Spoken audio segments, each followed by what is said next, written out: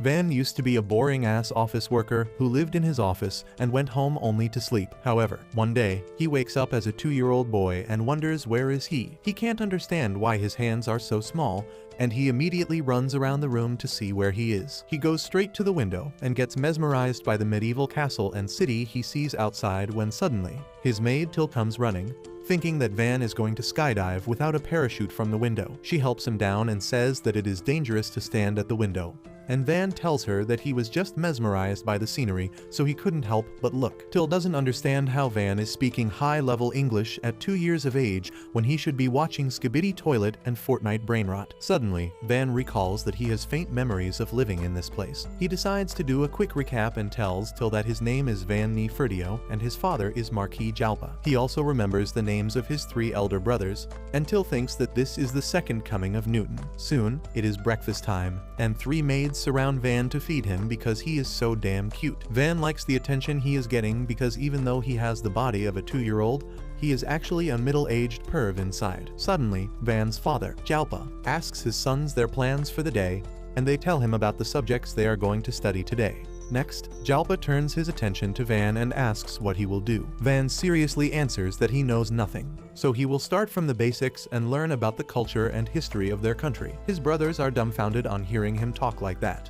But Jalpa starts laughing that he underestimated his youngest son. He thinks that Van will be talented in fire magic like him and his late wife and says that he has great hopes for him. Van already knows that there are different magic attributes in this world, but the nobles prefer the 4 basic elements that include fire, water, wind, and earth because they have high offensive power. All other types of magic attributes are seen as a disgrace, and all of Van's brothers have one of the 4 elements. Later that day, Van learns about their country from Till, and he gets excited to learn how many intelligent species are in their world. Till tells him that they have the usual roster of elves, dwarves, and others, but the rest of the maids tell her that a kid won't understand all that. Van tells Till not to pay attention to those ignorant bitches and begins asking her about magic tools instead. She tells him about magic crystals and rocks that can store magic and can be used to manufacture magic tools. While Van is learning just the basics, the old butler Esparta puts a bunch of books in front of him, saying that it is necessary to see how much he already knows before starting his education properly. Van is a bit intimidated by his mean-looking mustache,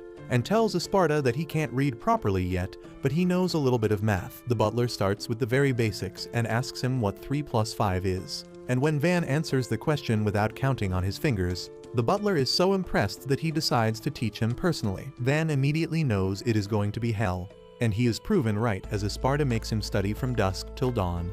But thanks to that, Van learns to read and write in just a couple of weeks. After that, he continues studying hard, and when he turns 4, it is time for his swordsmanship lessons to begin. His first training partner is Till, who can dodge like she is allergic to Van's wooden sword. He falls to his knees after failing to hit her even once, and Till teases him that she won against him. Van chases after her while pouting, but then the rest of the jealous maids hold Till down because she is insulting a noble. They tell Van to punish her for being rude, but he tells them that it is alright. However, the maids have a stick up their and they insist Van punish Till, so he just flicks her forehead and tells everyone that justice is served. For the next year, Van focuses on sword training, and by the age of 5, he can beat senior students because they are just kids with simple attack patterns, and he is a grown-ass man with a developed brain. The other students are impressed that Van is a genius even when it comes to combat, and they are even more overwhelmed when they see him treating them kindly even though they come from a lower social status. After that, Van takes a break when Dee,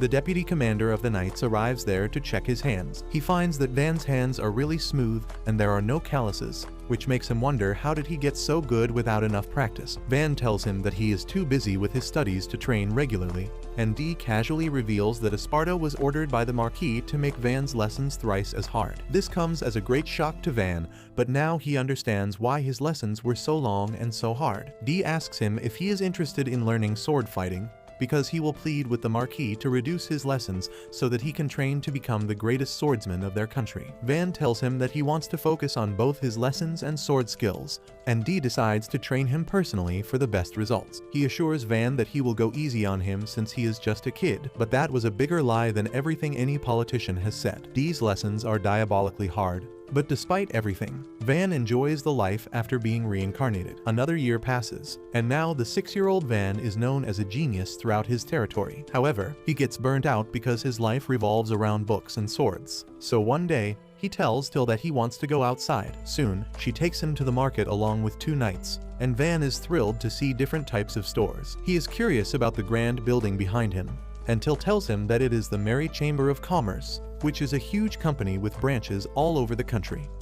Van realizes that this is just the Walmart of this world, when suddenly, he sees a man dragging a boy who looks really filthy and beaten up. The man tells Van to look away because it is not a show, and his knights get ready to remove the man's stupid head from his body for insulting a noble. Van stops them and asks the man why he is dragging that boy along, and he arrogantly replies that he is going to sell his son into slavery, and no one is going to stop him. This is the most shocking news for Van, but Till tells him that poor people in this world often sell their children into slavery to get some extra cash. Van is really appalled by this, but before he can interfere, a tanned mommy comes there, and she is really excited to see the youngest son of the Marquis. Till proudly affirms and shows off his family crest to the tanned mommy, who introduces herself as Rosalie from the Merry Chamber of Commerce. Van immediately asks Rosalie how much would the blue-haired boy be sold for, and she takes one quick glance at him and then asks his dad if he has any magic attribute. He replies that he has magic to steal things, and Rosalie says that the boy can only be sold for 3 large silver coins. This angers the old bastard, who starts kicking his son for being so worthless that his selling price is less than Sophie Rain's monthly OnlyFans subscription. Rosalie tells him to be kinder to his son,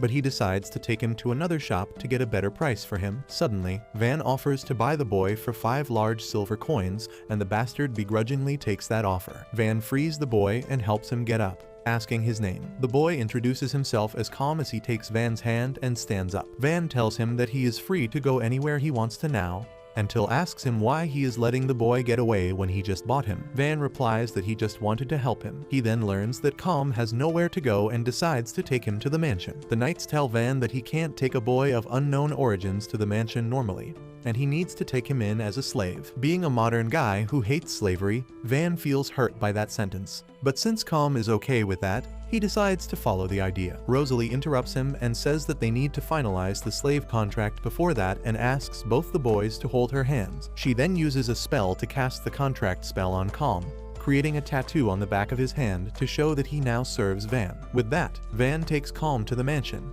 and he soon becomes a talented and loyal servant. One day, Calm comes to tell Van that Dee is looking for him, and Van gives him a cookie to lie that he is not here. Calm takes the bribe and then says that Dee already knows he is here, but Van tells him to cook up a story if he needs to. He then notices that Calm is not wearing the gloves he bought for him, and he declares that he wants to show off his tattoo to the world because it is proof that he serves Van. However, when Van says that he really wanted him to wear the gloves, Calm immediately changes his mind. Just then, Dee knocks on the door, and Calm goes outside to tell him that Van is not here. Dee says that a servant just saw him go inside, but Calm says that the guy must be doing heavy shrooms in broad daylight. Dee doubts that because he can see the cookie crumbs around Calm's mouth, but he quickly wipes them and says that he must also be doing shrooms to imagine things. Dee is impressed by the slave boy's audacity to talk back to him to protect his master, so he decides to train him in place of Van. 2 more years pass, and Van turns 8, which means it is time for his appraisal ceremony. Everyone has high hopes for him,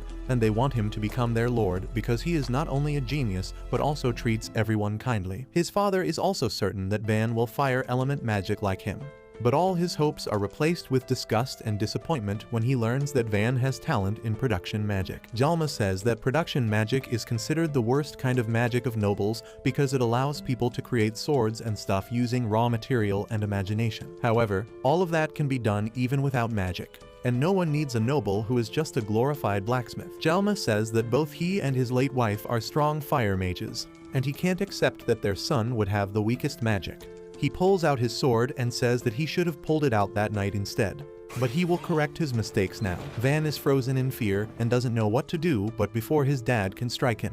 His eldest brother Mersha steps up to defend him. He suggests that they have a remote village in their territory that is still not developed, and they should let Van develop it. Jalma asks him to elaborate, and Mersha says that the nameless village has only 100 residents and they don't have anything going for them. There are strong monsters in the mountains to the north, and there is another noble's domain right next to them. On top of that, their rival kingdom, Yeleneta, is just beyond the village. and they only hold some military training exercises there. Jalma also agrees to the plan because the nameless village is a recently acquired territory, and they are not really loyal to their family yet, which makes sending a family member there a great decision. He praises Mersha for finding a use for the disgrace of their family and tells Van to leave for the village as soon as he can. When everyone has left, Mersha apologizes to Van for proposing to send him to such a harsh place, but he didn't want him to die at their father's hand. Van thanks him for saving his life, and Mersha promises to help him as much as he can in living a comfortable life at the village. Soon, Van starts packing his stuff, and Till is furious at the Marquis for sending him to a faraway place. But he tells her that he is actually looking forward to it because he will have a lot of free time there. As his luggage is loaded in carriages, Van thinks how his dad didn't allow him to take any knights along, and Mersha had to hire adventurers to guard him. On top of that, he was only allowed to take Calm with him at first. But thanks to his brother's intervention, now Till is also coming with him. Suddenly, Dee comes there and tells Van that he is coming along to complete his training. Van absolutely doesn't want that and says that his father has forbidden the knights to go with him. Dee replies that he hasn't gotten any news about that, and he even brings 2 of his knights with him. That is not all, as Esparta also comes there, telling Van that he has taken an early retirement from this mansion, and he will come along with him to continue teaching him. Once the carriage starts moving, Van feels a bit disappointed that he can't even use the family crest right now because his dad wants to send him away secretly. However, the entire city is gathered to bid him farewell because the knights are carrying huge banners saying Van is leaving. Van panics on seeing that and asks what they are doing, and the knights tell him that they are just following Dee's orders and they can't take down the banners until he says so. But he is asleep right now. With that, the entire city bids Van goodbye, and he promises to return to them someday. Later, Van takes a small twig in his hand and uses his production magic to turn it into a sword, which would require some sort of nuclear reaction to change wood into metal. But what do I know? Calm and Till are impressed by this, and Van says that he just wants to see if there is a good way to use his magic that is said to be useless. Till then tells him that they are near the village now, and Van is excited to see it. He tells Calm that if he doesn't like the life at the village, he can always return to the mansion. He is ready to nullify the slave contract and assures Calm that he can serve Mersha, who will treat him well. Calm immediately refuses, saying that he has already sworn to serve Van, and he will stay with him till the end. Van gets a bit taken aback by this because it sounds like a proposal, which is something he never got in his past life. Suddenly, the carriage rattles and comes to a stop, and Van opens the window to learn what is going on. A knight tells him that there is trouble ahead because the village is under attack by some bandits. Van immediately calls for a meeting, and Dee tells him that the bandits are used to fighting, so the villagers won't stand a chance against them. There are around 50 of them, and though the thick wooden wall is stopping the bandits from advancing, they are using arrows to attack the villagers beyond that. Dee tells Van that they should fight the bandits because they can drive them off if everyone works together. But the leader of the adventurers, Ortho, refuses to cooperate. He says that his mission is only to guard Van till he reaches the village, and he will not let his men rush into a battle where they are at a disadvantage. Dee argues that the villagers are the first citizens who will be placed under Van's rule, and they should fight to defend them. Ortho tells him that these ideals are befitting a knight like him, but he and his men are adventurers, so knight logic doesn't apply to them. Dee has no counter to that, so he asks Ortho to protect Van while he and the knights fight off the bandits. He knows that he might die in the process and asks the adventurers to take Van and run back to the city if needed. However, Esparta objects to this obviously stupid plan. He tells everyone that he may look like an ordinary servant, but he is actually an elemental mage, and he will help them win the battle. Everyone finds that hard to believe, but Esparta declares that he will create a wall and the adventurers should fire ranged attacks from behind it. That will distract the bandits, and Dee and the knights will flank them at the same time. Esparta thinks that once the bandits are attacked from all sides, they will flee. Van asks him if he plans to stay back and fight, and the old butler affirms, saying that he needs to keep attacking to make the bandits focus on him. Van says that it is dangerous and he can die, but Esparta wants to go out in a blaze of glory. Van tells him that he can't die in a place like this after faithfully serving his family for decades, and he doesn't want the knights to die either. He knows that if he loses Esparta and Dee now, he will fail to develop the village on his own, and his father will surely execute him for his failures. That is why Van thinks of an alternative and announces that he will act as the decoy. Everyone is shocked on hearing this, until immediately refuses to let that happen. She says that she will be the decoy instead, and Calm is ready to take her place. Van replies that he doesn't want to see anyone close to him die. That is why he will become the decoy. He plans to ride the carriage and attack the bandits head-on, giving others the chance to attack them from the sides. Dee thinks it is too risky, but Van reminds him that he trained under him, so he won't die so easily. And even if he dies, there can't be a greater end for a noble than to die for his people. He draws his sword and tells Dee to leave his body behind in case he perishes,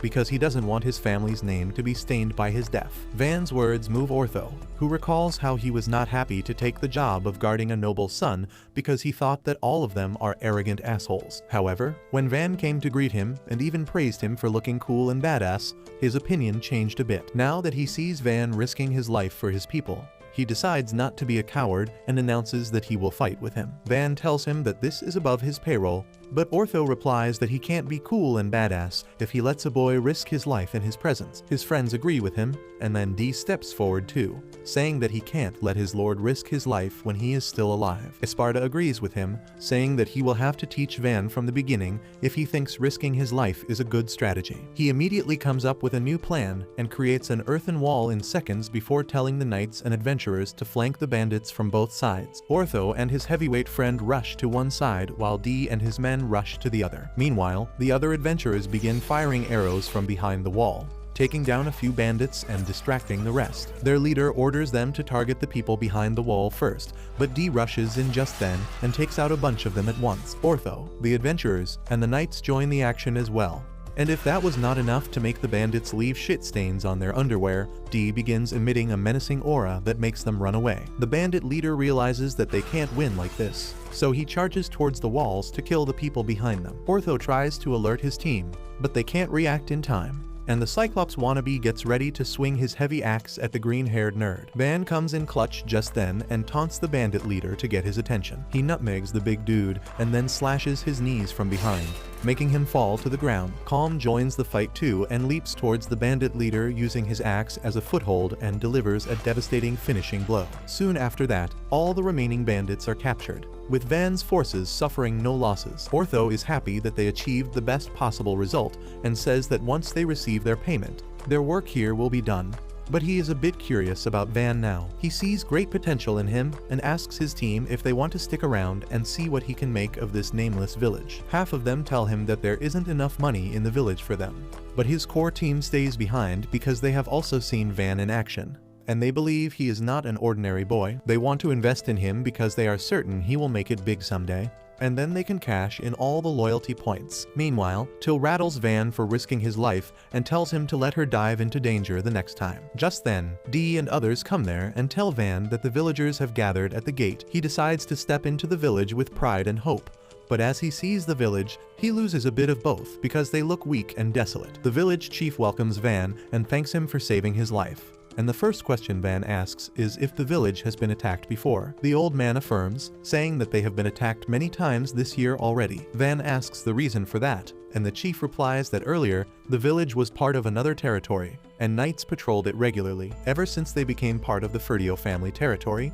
no one has come to look after them. Van apologizes for that and says that his father doesn't recognize the value of the small villages yet. This pisses off the villagers, and the old chief asks if nobles think small villages are not worth protecting because they don't pay much tax. Van tells him it is pointless to blame anyone, and this makes the villagers even more angry. They say that a noble would never understand what they go through, but Van says that they are talking about the future of the village, and his anger is unnecessary here. He says that the nobles are responsible for the condition of the village, but the laws written by the founder of the kingdom are the main reason. He says that blaming the law won't change anything, and they need to do something else to protect the village. The first way is to produce something so valuable that the kingdom can't ignore them. The second way is to earn enough money to hire mercenaries to protect themselves. And the final way is to work on the village and make it better. A village baddie tells him that they also thought of that idea, but they have nothing at all. Van tells her that things are different now because they have a new lord, and he will do everything to defend the village. Well, the villagers don't trust him because he is a kid, but when Esparta and Dee step forward and introduce themselves as the former head butler and the vice commander of the Night Order, the villagers suddenly grow confident that their village is in the right hands. The chief asks Van if he has powerful elemental magic, and he immediately makes it clear that the best he can do is production magic, so they should expect combat strength from him. The villagers start sulking openly and Van's ego takes a hit. Just then, a villager asks him what they should do about taxes, because currently they find it hard to pay 30% of their income. Van decides to cut it down to 10% till the village is stable and all the villagers already start liking him. Next, Van says that they need to work on the village's defenses and asks Esparta if the earth wall he creates is long-lasting. The butler replies that it lasts only for a little time before the mana runs out, and then it becomes just a pile of soil. Van decides to build a sturdy wall later, but asks Esparta to create one with magic in the meantime. The old butler immediately creates a huge wall all around the village, and everyone is dumbfounded on seeing that. After that, Van says they need pitfalls and traps to slow down any bandits, and Dee asks him to leave that to him. Van then turns to the villagers, saying that they need to work together to rebuild the village, because then making it a successful place won't be a far-fetched dream. After that, Van goes to the forest to test out his production magic fully. He takes a small wooden log and uses his magic to fully feel every inch of it. He then splits the wood into very fine threads and then weaves them into a strong pattern, creating a solid pride cube. Till and Calm ask what it is, and Van tells them that it is a nanomaterial cube, which is really strong. He creates a bunch of them, and soon Ortho and his friends pass by. They get curious about the RGB cubes, and Ortho asks if he can try cutting one. He tosses a block in the air and then swings at it with full strength,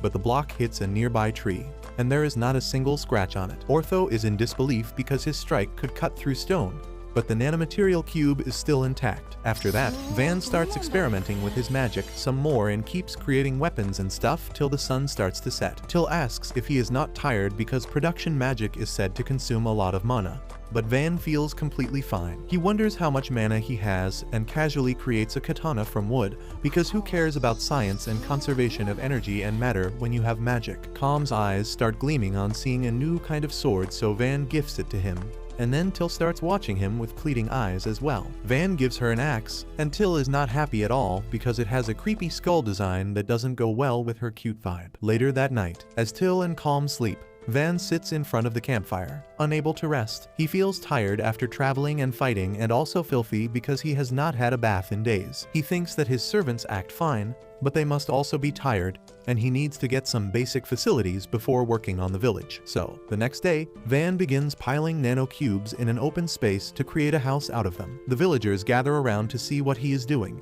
and even Van is not sure if he can create something so big. However, he focuses on the details and steps to build a house. First, he erects sturdy pillars that will support the weight of the ceiling, and then builds walls around them. Next, he builds more rooms with doors and windows, and then adds the roof to complete the building. With that, his house is complete in an instant, and no one can believe that Van built a whole mansion in a matter of seconds. But he is happy that he now has a house to live in comfortably. The entire village and Van's friends keep staring at the mansion with their jaws dropping to the ground, until says that his production magic is more suitable for governing a territory compared to elemental magic. Van acts humble, saying that offensive magic is still better overall because it allows a noble to protect his people. He feels that people feel better under a noble who can cast fireballs as compared to a glorified construction worker. Till and Calm disagree with him and say that they would rather live in his town than in his father's, but Van thinks they are just biased towards him. But Esparta believes they are right. He tells Van that in times of war, people might prefer to live under nobles with strong attack power, but in peaceful times, his ability is the best for their development. Dee, Ortho, and others also share the same sentiment, and they tell Van how unbelievable it is that he created a house faster than Usain Bolt runs 100 meters. Van tells them that if they bring him wood, he can build houses for them too, and both Dee and Ortho get fired up to collect wood and get their house made first. Well, they are not the only ones who want to get a new house, and the village chief timidly asks Van if they bring lumber, he can build houses for them too. The villagers start telling him how their houses are broken and not worth living in, and Van realizes that it is going to be really exhausting to renovate all of them. However, he doesn't want to disappoint his people, and it is true that their houses are waiting to crumble at any moment. He agrees to build houses for them if they bring him wood for that, and everyone is overjoyed on hearing this. Soon after that, Van creates an entire residential block at once, and people are still in awe at his skills. They say that it is one thing to have a huge mana pool, but Van also knows how to plan a proper layout for a settlement. Van starts flexing his knowledge about architecture and design and says that he used the grid layout in which each unit is made of 4 houses with wide streets connecting them. For now, he has made all the houses uniform so that there is no fighting, but he plans to renovate them eventually once they have sturdier raw material to use. The villagers are extremely grateful and offer what little crops they have to Van as a gift. After that, Van creates a public bathhouse next to his mansion because he wants to take a bath daily. But the villagers are also curious about it. Till and the green-haired mage Pluriel tell Van to take a bath with them, and he freaks out on hearing that and reminds them that he is a full-grown man already. The girls get to take a bath first, and Pluriel says that Van is unlike any other noble she has met, and he is really kind and wise. Till immediately starts yapping about how awesome her master is, and once she is finished telling her new friend about all that, it is the boys' turn to take a bath. Van and Calm go inside first, and Van notices that Calm is building up muscles after training regularly with Dee. Speak of the devil. Dee and the knights come to the bathhouse just then, and then the muscle-brained idiot starts swinging his heavy sword in the public bath. After the bath, Van goes to rest in his room and flops on the bed, thinking that he can finally rest after an exhausting day. The next morning, he wakes up to find that the knights have dug a trench around the village to protect it from raiders, and Van says that they need to fill it with water for best results. They also need water for drinking, farming, and the public bath.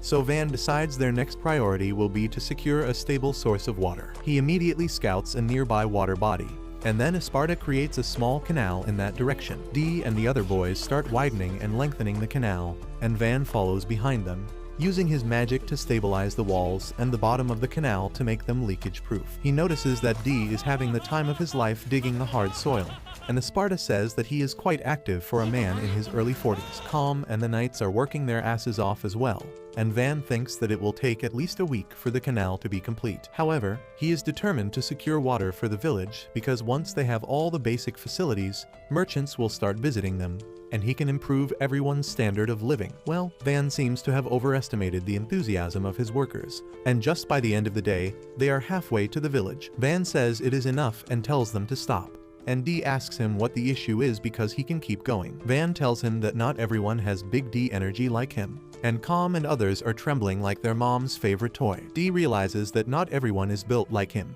so he agrees to take a break for the day, even though he still has enough stamina to finish the canal on his own. The canal is finished the next day, and everyone involved gathers at the river to witness its inauguration. Van tells Esparta to open the gate, and he shatters a stone plug to let water flow into the tunnel. Everyone applauds as they see water flowing steadily in the canal they created, and the villagers are astonished on seeing so much water at once. Soon, the water fills the trenches around the village, but Van fears that it might lead to flooding once the rains start. He decides to dig a lake behind the village so that they can avoid that, and Esparta says that it will also act as a reservoir for dry weather. Soon after that, Van and his friends build a lake behind the village, and the entire village gathers there to see it. They can't control their happiness on seeing it, and the village chief thanks Van because now they won't have to trek for a mile to get water for their families. A few days later, Van reinforces the village wall by adding bits of stone into mud and then turning them into concrete with his production magic. Everyone is sure that with such a sturdy wall,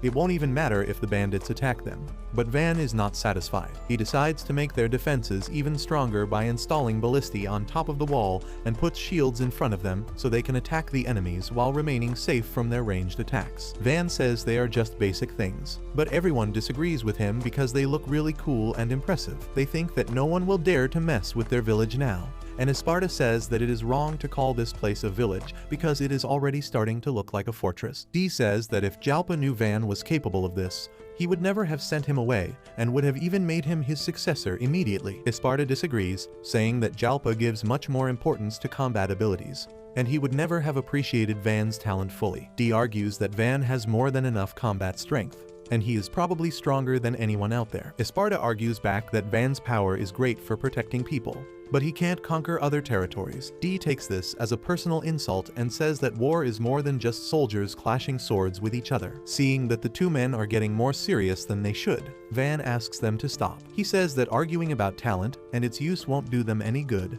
and they need to try their best to live a better life with what they have got. Dee starts laughing on realizing his mistake, and he agrees with Van, saying that he will become a great ruler, no matter where he is sent. He confidently says that one day he might even have a domain that rivals his father's, but Van is more interested in breakfast because he is really hungry. He enjoys the breakfast. Till makes it for him, and she is glad that he likes it, because they are a bit short on ingredients. Van realizes it is a worrisome thing, and Esparta tells him that improving the village defense is a good idea, but they need to also worry about its income. They don't have any connections except the merchants who come here once per month. Van replies that he can take care of furniture and cutlery, and the villagers produce enough vegetables to sustain themselves, so they can manage just fine.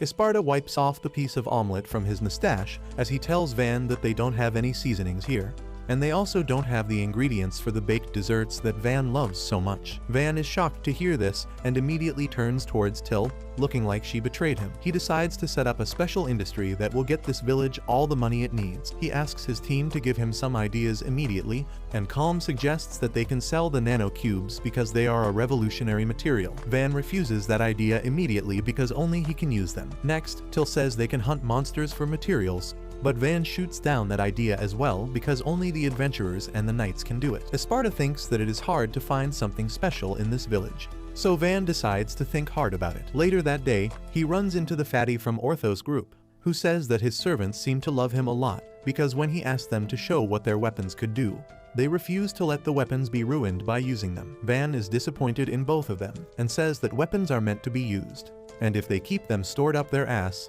they won't help them when the time comes. Van encourages them to use their weapons, and the horizontally gifted adventurer pulls out a shield made from orc leather. He claims that it is really sturdy and can measure the power of their weapons and encourages them to attack him. Calm reluctantly agrees to do so and gently taps the shield with his katana. Mr. Plus-sized asks him to put more force into it because that doesn't even count as an attack.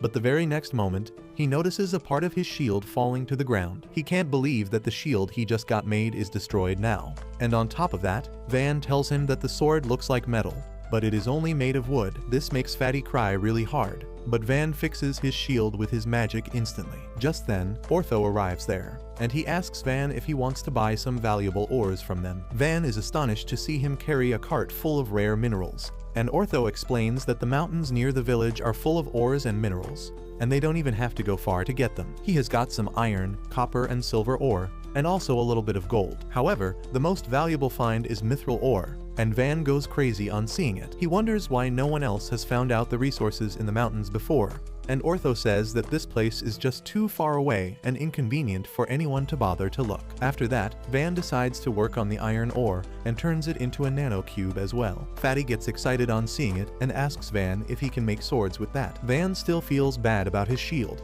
so he agrees to make one for him, and Fatty asks him to make a short sword and a long sword. Van works on the short sword first, carefully imagining all the details to make it durable, sharp, and also beautiful. Fatty is delighted on seeing the sword, and the rest of the adventurers swarm him to get a closer look, while Van creates a longsword in the same design. This makes the adventurers go cray-cray, and they ask Van if he can make swords for them too. He decides to make one each for them because they brought the ores, and then Pluriel tells him that the swords look like they can sell for a lot. Van thinks that if he can make swords out of mithril, they may sell for even more when Esparta arrives on the scene. He checks the mithril ore and says that it is very rare to find, but if the adventurers found it in the forest before even entering the mountain, it can only mean that there is a dungeon nearby. He says that if a dungeon is discovered here, the village will suddenly shoot into the limelight, and thousands of people will come here each day to explore the dungeon. While it will be a major boost for their economy, Van knows that they are not in the condition to support that many people. On top of that, he fears that they will be attacked by the rival country and even the neighboring nobles for the dungeon. Pluriel says that if a dungeon is found, Van's father will immediately dispatch the knights to protect it, and Van replies that his father has practically disowned him, so he will be sent somewhere else if this village becomes important. Pluriel now understands that Van wants to develop the village more and make it his permanent territory before discovering the dungeon and reporting it. And Ortho says that they will try not to go to the region where the dungeon can be. His friends also agree, and Van thanks them for keeping it a secret, even though they would profit more by being the ones to discover the dungeon. Soon after that, Van renovates the village once more with better quality materials, and Till is worried that he is overworking himself. Just then, a villager comes running and yells that a pack of armored lizard monsters is approaching the village. Van immediately orders everyone to get inside the walls and then locks the gates. The villagers are terrified of the monsters, but Van asks them to fight alongside him because together they can defeat any obstacle in their way. The villagers are motivated by Van's pep talk, and they swear they will fight till their last breath to protect the village.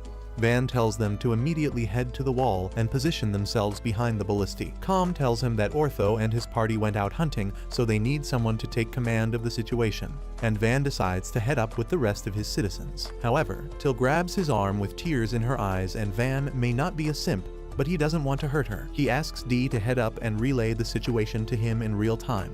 While he stays on the ground and issues orders, Dee accepts his order and rushes up to the wall, and the sight in front of him leaves him stunned. He tells Van that about 40 armored lizards are heading towards them, and they are about 8 meters tall, which is equal to 3 elephants standing on each other's shoulders in freedom units. Dee starts panicking on seeing this because even a group of veteran knights struggles to take down a single armored lizard. And right now, they have only a handful of trained fighters. Van commands him to load the iron arrows into the giant crossbows, and he immediately moves ahead to do that. His knights tell him that normal weapons don't work against the tough scales of the armored lizards, and Dee knows that too. He says that till now, he has won all the battles he has fought.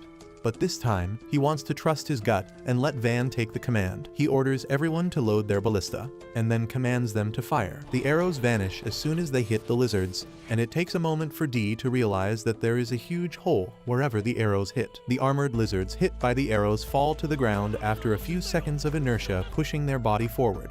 And just in the first volley, the villagers take down 10 of them. Dee is impressed by the quality of the weapons made by Van, and also by the villagers who for some reason can aim better than my Call of Duty teammates in ranked matches. He tells everyone to get ready for round 2, and the knights tell him that they only have 1 iron arrow left for each ballista. Dee tells them to load and fire nevertheless, and they manage to take down more armored lizards. However, half of the lizards are still left, and they are out of ammo. Dee relays the message to Van, who begins to come up with a solution to the problem, when he suddenly remembers that Calm's wooden sword managed to cut through Fatty's high-spec shield. He thinks it might work against the armored lizards too, and tells Dee to use the wooden arrows. The knights think this is plain stupidity because wood is not going to make it through the lizard's skin that is tough like steel. Dee tells them to shut the hell up because Van has already proven them wrong multiple times, and he is going to trust what he says. He orders the villagers to load the wooden arrows and shoot, and even the wooden arrows manage to pierce through the lizards, even though they get stuck midway. Luckily, that is enough to hit their vital organs and kill them immediately,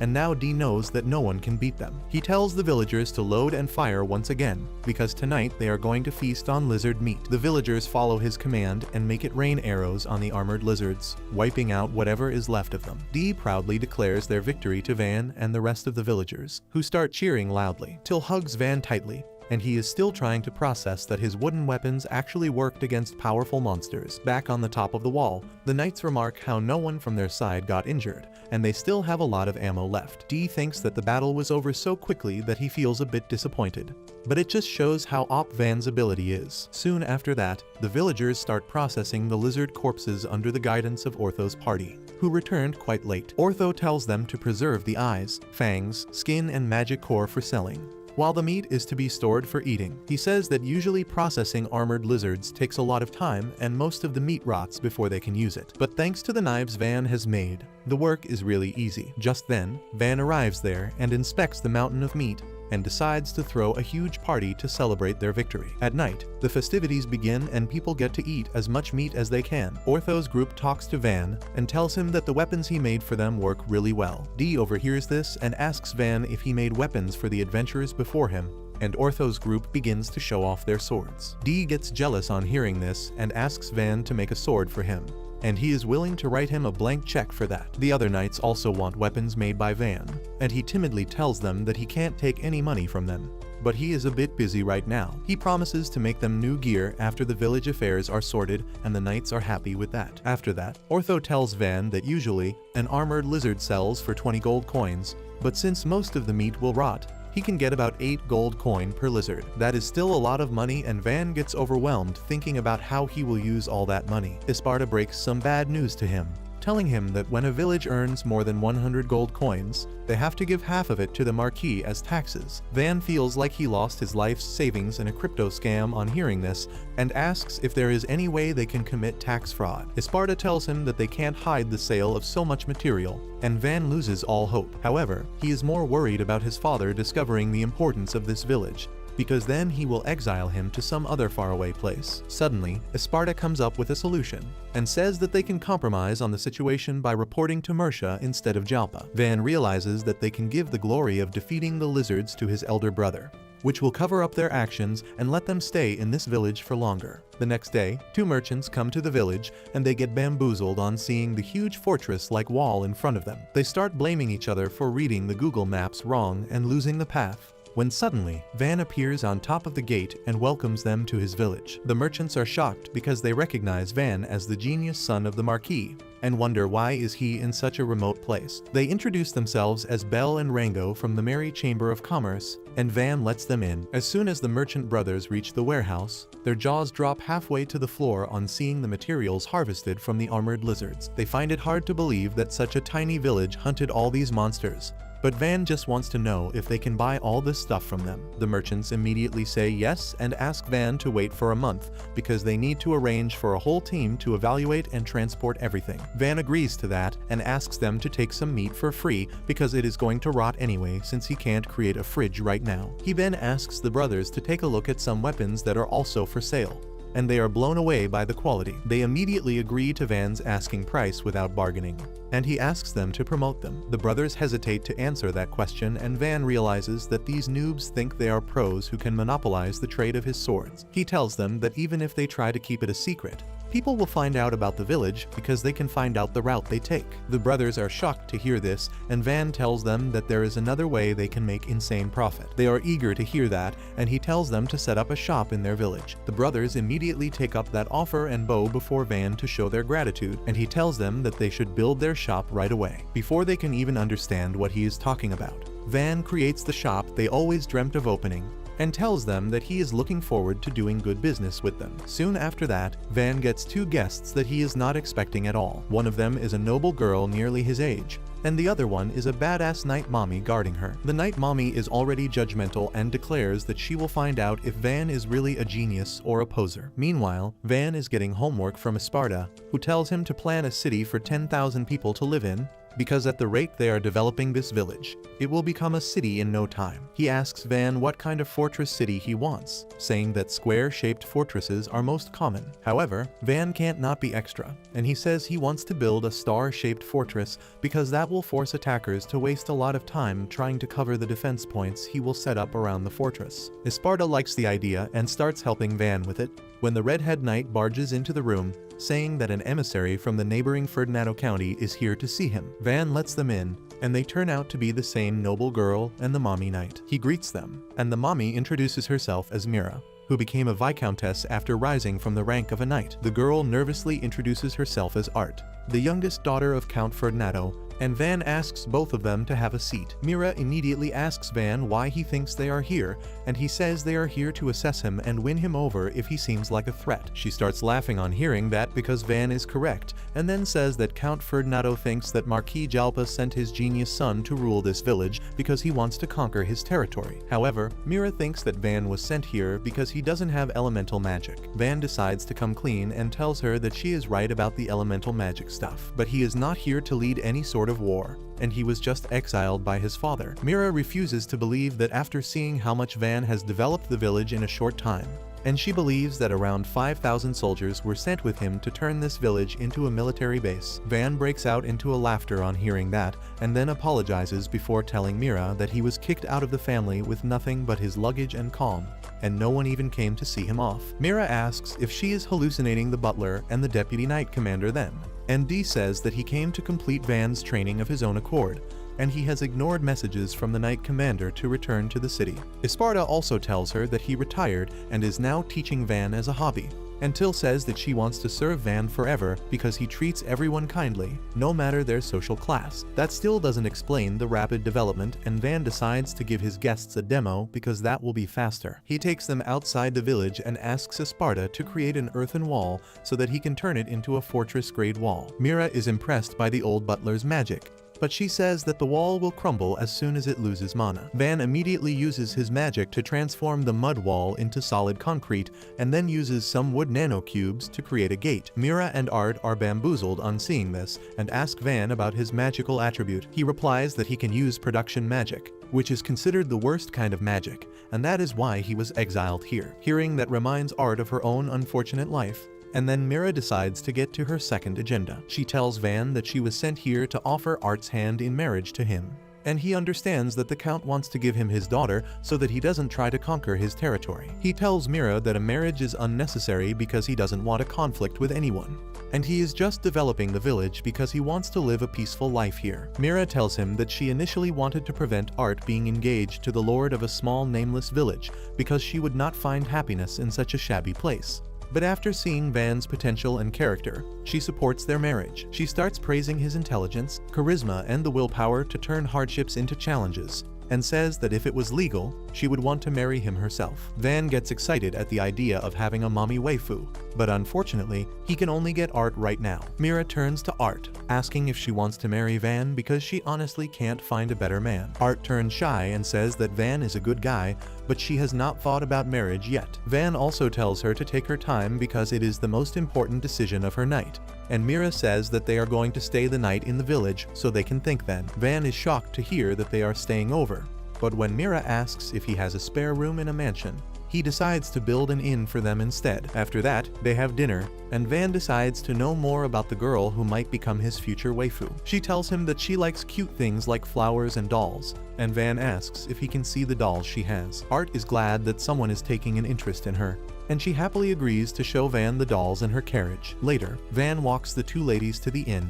and Mira leaves the two kids alone so that Art can tell Van that he is a nice guy before running to her room. Van then returns to his mansion, where Esparta tells him that since the Count sent his daughter to marry the lord of a nameless village, she probably isn't an elemental mage either. Van now realizes that Art was also exiled from her home, and he decides to let her stay in the village if she wants to, even if they don't get engaged. The next morning, Till and Calm wake up Van in a hurry, and he asks them the reason for interrupting his dream when he was just about to kiss Sydney Sweeney. Till tells him that he has more important things than that in real life, and Dee and Esparta have already reached the site. Van asks them to at least tell him properly about what is happening, and Till says that he will know everything after he reaches Lake Van, the same lake he created a few days ago. Van is shocked to learn that the villagers named the lake after him, and he immediately makes a note to stop them from naming the village after him too. He soon reaches the lake to find that the entire village is already there, and Dee leads him straight to the cause of the commotion, which is a mermaid hiding in the lake. Esparta tells Van that mermaids usually live in beautiful rivers in deep forests where humans can't reach to pollute them. However, a few mermaids have appeared in the lake that Van made, and no one can understand how such a rare species came all the way here. Van decides to talk to the mermaid to learn why she is here, but she doesn't respond to his questions. He wonders if she is deaf or if she just can't understand human language, and comes up with another method that will surely work. He orders Till and Calm to bring some meat, and as Van thought, everyone understands the language of food. The mermaid swims towards him on seeing the roasted meat and asks if she can really eat it. Van tells her that it is all hers, and as soon as the mermaid eats it, she realizes that it is the meat of the armored lizard. She asks who defeated the armored lizards, and before Van can act humble and give credit to the village's teamwork, everyone unanimously declares that it was Van who defeated them all. The mermaid is satisfied on learning that, and she immediately goes underwater and vanishes. Van wonders if she will return soon, but Esparta doesn't see that happening because mermaids are more shy than Bigfoot. Surprisingly, the next day, the entire mermaid clan turns up at Van's door, and he is dumbfounded on seeing them. He is pretty sure they are here because he defeated the armored lizards and wonders if the mermaids worship those big scaly monsters. Esparta calls his idea idiotic and says they should ask the mermaids directly. Suddenly, the big and scary looking leader of the mermaids comes forward,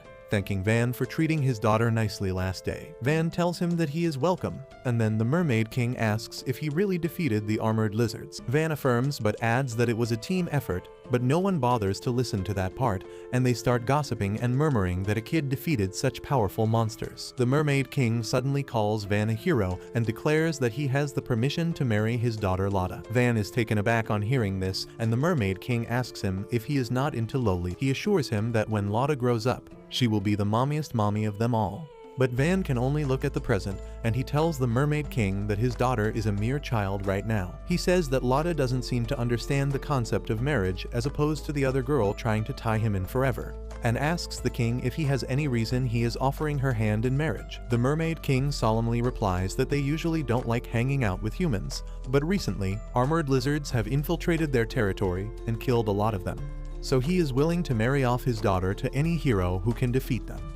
Van understands his logic now and tells him that he doesn't need to marry his daughter to him to ensure the safety of his people. He tells the Mermaid King to let Lotta marry whomever she wants when she grows up, because he is going to help them just for the love of the game. The Mermaid King asks if his people can stay in the lake if that is fine with Van, and he is ready to let them join his village. He immediately builds 2 floating rest houses in the middle of the lake, and the mermaids immediately feel at home there. Just then, Esparta reminds Van that they need to deal with the sewage, and the Mermaid King gets curious about that. Van explains their village architecture and how they use a giant flush system to send their waste away from their sewers. The Mermaid King offers to help since his people are skilled at waterbending and stuff, and thanks to them, Van's work becomes really easy. The Mermaid King asks him to leave the job of flushing sewage to the water dwellers, because that is the least they can do in exchange for a safe living space. Just then, Art and Mommy Mira arrive there, and they are shocked to see mermaids. The Mermaid King suddenly calls Van's son-in-law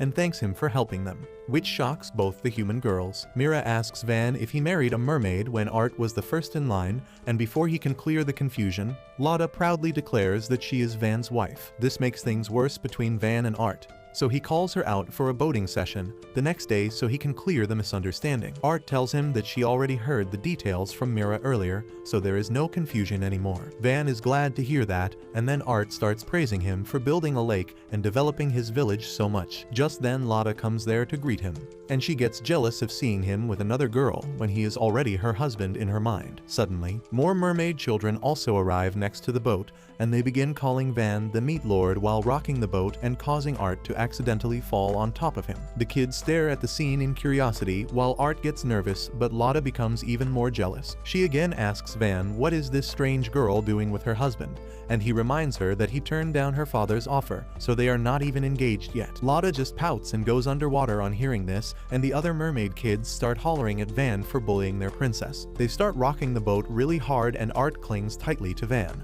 who keeps bribing the kids with meat, but they don't fold. Later, the Mermaid King himself comes to confront Van, who is terrified of his stern expression. The Mermaid King says that he heard from Lotta that Van was flirting with another woman when he is already married. Art gets scared on hearing this, but Van makes it clear that he never said yet to marrying Lotta. However, the Mermaid King is not here to listen to logic, and he declares that they will have a competition between the merfolk and Van's people. If the merfolk win, Van will officially recognize his marriage to Lotta. Van is about to turn him down when Dee suddenly accepts the challenge on his behalf. He promises Van that as the deputy commander of the Knight's Order, he will surely bring victory to him. Even Esparta agrees with Dee for once, saying that the sooner they settle this issue, the more time Van will have for his studies. Mira is also nearby, and she also agrees with the idea. Van says that if he loses he will have to get married right away, but Till and Calm tell him that there is no chance he will ever lose. He doesn't know how to stop them from Dee riding him all the time, and in the end agrees to the competition. The Mermaid King says that they can hold a 3-event competition to be fair and gives Van the chance to pick the first event. Well, instead of picking something where he will have a clear advantage, Van chooses to hold a game of water polo, which is going to be equally tough for both sides as no one has any idea how to play it. Van first creates a pool in the middle of the pond and then begins explaining the rules to everyone. Esparta is surprised because he has never heard of a game like this, and Till says that Van is really great because he knows things that even the old butler doesn't. Anyway, Mommy Mira tells Van the swimsuits he made are really good for attracting gooners to this anime, while Dee is busy flexing like your average gym bro. Van asks Mira if she is going to take part in the game too, and she affirms, saying that she needs him to marry Art instead of the mermaid princess, and she has to do whatever it takes to protect him. Soon, the game begins with Mira and Till representing Van's village, while Lad and her dad play for the mermaids. As soon as the game starts, the Mermaid King scores a service ace, and soon the two mermaids begin overwhelming the humans, which shouldn't be a surprise to anyone with more than 3 brain cells. Till starts losing hope on seeing the massive point difference by half-time,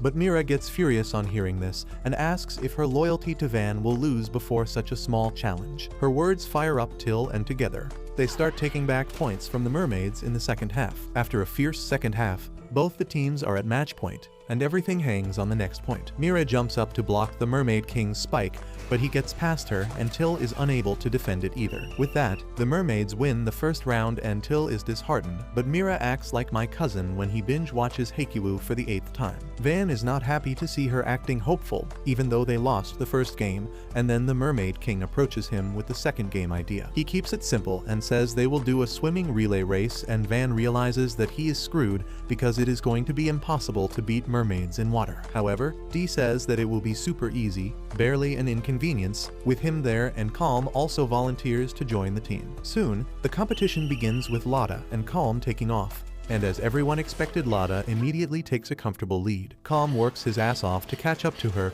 but Lotta is simply chilling, and she goes underwater to swim even faster to tag her teammate. Calm somehow follows her, and as soon as he tags D, the real game begins. D starts doing the butterfly stroke, which is the most difficult way to swim, and Van wonders why the hell did he choose that over the front crawl. The other knights tell him that butterfly stroke allows D to use his muscles to the full, and he rushes forth like a motorboat, overtaking the mermaid and winning the competition. The Mermaid King can't believe that they lost at swimming, but D is proud of his achievement. He happily walks out of the pond, unaware that he swam so fast that his swimwear was torn off from water pressure. After that, the Mermaid King approaches Van, still unable to digest his defeat, but ready to settle the matter once and for all. He asks Van to pick the third and final game, and he comes up with an idea that should be equally fair for both sides. He creates an ice shaving machine and then asks Pluriel to create some ice that he shaves and puts flavored syrups on. Everyone is confused about what they have to do, and Van says that the final competition is shaved ice eating contest, and he is going to take part in that himself. He asks for a partner, and Art raises her hand, shocking everyone. Soon, everyone is gathered in the Mermaid Wrist House, and the 4 participants have a huge bowl of shaved ice in their hands. Van wonders if it is too big, while Mira tells Art that it is still not too late to switch places. However, she refuses to stop fighting for her future husband, and as soon as Esparta gives the signal, everyone starts chugging in the shaved ice. Not a single one of them can escape the brain freeze that comes with eating shaved ice.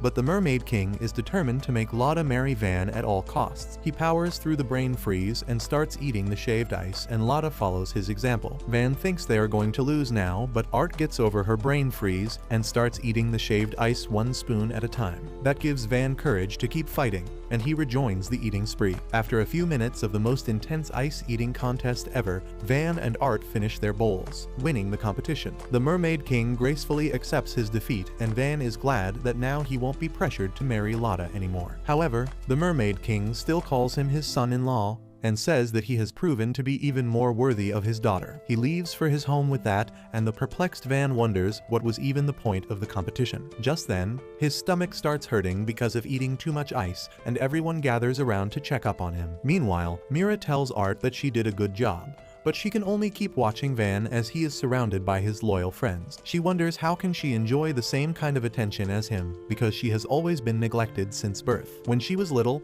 her father was always busy with work and barely made any time for her. Her mother wasn't interested in raising a kid either, so she handed her over to a nanny and went backpacking across Europe. No one paid her any attention as she grew up because she was timid and borderline dumb. The only good thing about her was her marionette magic, with which she could control puppets perfectly. Art thought that she could impress her mother with this, but she was horribly mistaken. Her mother slapped her and abandoned her because marionette magic was not considered useless, but evil in the hands of nobles. Everyone ignored her after that, and when she turned 10, her father sent her off to marry the lord of a nameless village. She was worried, but Van turned out to be a really kind man, and despite having a useless type of magic, he was still confident and everyone loved him. Seeing him now, Art decides to practice even more with her puppetry magic, so that one day, everyone will love her for that. The next day, Van gathers the villagers for some construction work and hypes them up with the promise of a barbecue party at night. Just then, Art comes there to greet him and asks if she can see him work,